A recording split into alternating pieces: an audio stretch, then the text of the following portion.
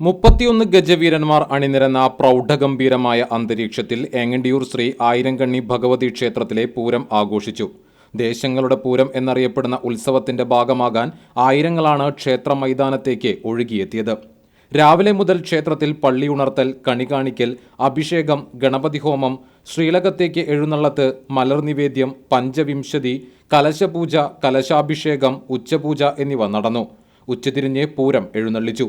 വിവിധ ദേശങ്ങളിൽ നിന്നെത്തിയ 31 ഗജവീരന്മാർ അണിനിരന്ന കൂട്ടിയെഴുന്നള്ളിപ്പ് ആവേശോജ്വലമായി. കൊമ്പൻ തിരുവമ്പാടി ചന്ദ്രശേഖരൻ ദേവിയുടെ തിടമ്പേറ്റി. തൃപ്രയാർ അനിയന്മാരാരുടെ പ്രാമാണികത്വത്തിൽ 101 കലാകാരന്മാർ അണിനിരന്ന മേളം കൊട്ടിക്കയറിയതോടെ ഉത്സവം അക്ഷരാർത്ഥത്തിൽ ആവേശത്തിരയിളക്കമായി. ആഘോഷ committee president Uthaman Kathottu, secretary Vishwambharan Kathottu, managing trustee Vidyasagar Kathottu എന്നിവർ ആഘോഷങ്ങൾക്ക് നേതൃത്വം നൽകി.